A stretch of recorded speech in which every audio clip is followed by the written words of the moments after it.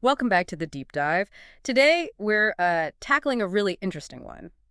Homemade gefilte fish. A classic. Yeah. Wow. And I know some people might think, oh, that's, just for Passover. Right, that's the common idea. But honestly, we're looking at this fantastic recipe today from Fork and Fry, that's forkandfry.com.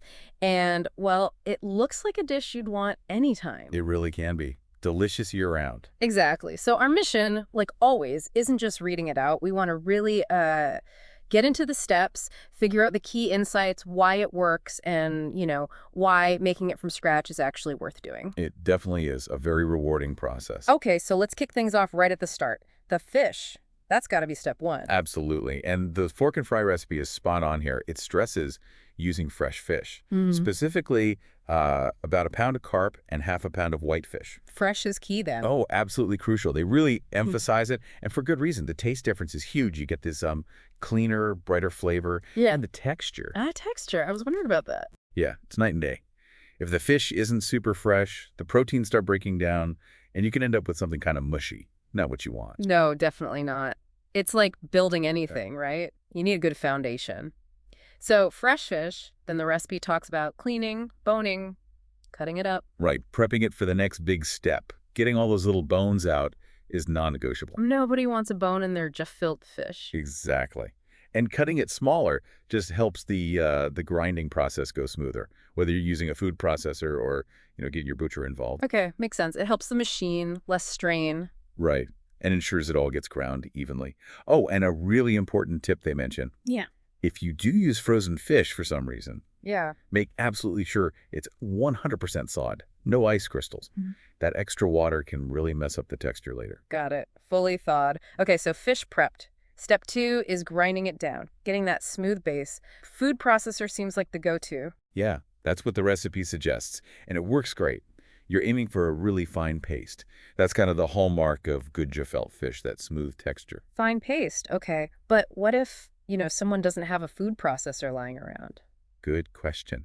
And the recipe actually gives a great alternative. Ask your local butcher. Oh, really? They do that? Many will, yeah. They've got the heavy-duty grinders. They know what they're doing. They can get you that really fine, consistent grind you need. That's a great tip. So processor or butcher, the goal is smooth, no chunks. Precisely. Smooth paste. Then we get to the fun part, step 3, mixing everything together. This is where the flavor really starts to build. Right, because the fish itself is fairly mild, I guess. It is, so you add things like finely grated onion. Ah, grated, not chopped. Yeah, grated releases more flavor, really infuses the mix. Then eggs, matzo meal, or breadcrumbs work too. Salt, pepper, and a little pinch of sugar. Sugar. Interesting. Just a pinch. It doesn't make it sweet, but it sort of rounds out the flavors, balances the savory notes. Okay. And the eggs are the binder, holding it all together. Exactly. Eggs bind it. Matzo meal or breadcrumbs help bind too, but they also soak up a bit of moisture. Getting that moisture level right is key. Not too wet, not too dry. Right. And salt and pepper, obviously essential. Standard seasoning, yeah. And then fork and fry suggests maybe adding some fresh parsley or dill. Oh, nice. For freshness. Yeah, a little herby brightness. Yeah. Looks nice too. But the main thing here is mixing it really, really well. Get all those ingredients evenly distributed. Every bite should taste good. Makes perfect sense. Okay, mixture's ready. Step 4 is shaving them. The actual fish balls sounds a bit sticky. It can be, but the recipe has a simple trick. Wet your hands with cold water. Ah, classic. Like making meatballs. Pretty much. Stops the mix sticking. Then you just gently roll them into little balls, about, say, 1 to 1.5 inches across. And the shape, does it have to be perfectly round? Yeah, the recipe says round or oval is fine, whatever you prefer. Or maybe what your family traditionally does. The main thing is keeping them roughly the same size so they cook evenly. Right. Consistent size for even cooking. Okay, little fish balls are formed. Now, step 5. They need something to cook in. The broth. Yes, and this isn't just water. This broth adds another whole layer of flavor. It's crucial. So what goes in? Well, the recipe calls for fish heads and bones. Okay, that might sound a bit intense for some folks. Maybe, but trust me, that's where incredible flavor and collagen comes from. It makes the broth richer, almost silky. Collagen, right. Okay, and then veggies. Yep, the usual suspects, carrots, onions, celery, plus some bay leaves for that background aromatic note, all simmered in about 4 to 5 cups of water. So you're basically making a quick, flavorful fish stock first. Exactly. You bring it to a boil, Then let it simmer gently for about half an hour. That lets all those flavors from the bones and veg really meld together. Creates a beautiful base. 30 minutes simmering. Got it. Okay, broth is ready. Now for step 6. Poaching the fish balls.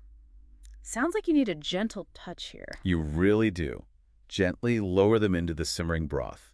Don't just dump them in. Right, you don't want them to break apart. Exactly, and give them space. Don't overcrowd the pot. That can cool the broth down and make them cook unevenly. Okay, gentle placement, enough space, and then how long do they cook? This is where patience comes in. The recipe says 1.5 to 2 hours, covered, simmering gently. Wow, that's quite a while. It is, but it's worth it. That long, slow poach makes them incredibly tender and allows them to really soak up all that flavor from the broth. Slow cooking for tenderness and flavor? Okay, I'm sold on the patience part. Good, because after that long simmer comes step 7. Serve and enjoy. The best step. And the recipe mentions options here, hot or cold. Yeah, which is great. You can serve them warm right out of the pot or let them cool down completely and serve them chilled. Makes it super versatile. Good for making ahead. Nice. And what about sauces? It traditionally comes with that horseradish stuff, right? Cream. Cream. Or sometimes a tangy beet sauce. Both are fantastic pairings. That sharp, spicy horseradish or the earthy sweetness of the beet sauce.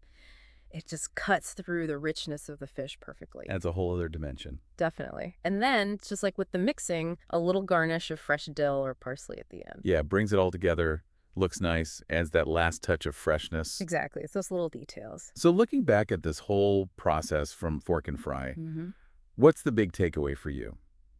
For me, it's how achievable it actually is. It seems like this big, complicated, traditional thing, but when you break it down step by step, like this recipe does. Yeah, each step makes sense on its own. Right. It's manageable. And it really highlights the importance of, well, good ingredients, that fresh fish, and just taking your time with certain steps, like the simmering. Totally agree. It demystifies it. And there's also that connection to, tradition. Making something like this feels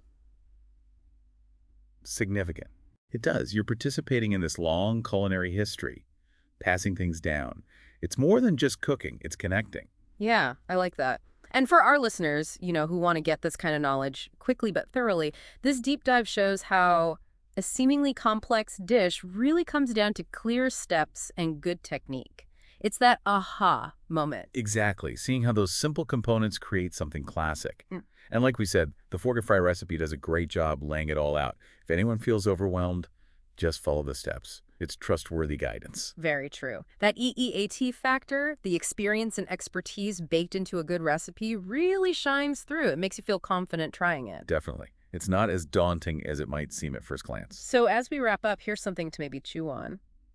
Think about how many seemingly simple dishes like this gefilte fish actually hold so much cultural weight, so much history. That's a great point. Makes you think about maybe other foods in your own life, your own family traditions. What stories do they tell? Right. Food is history, food is connection.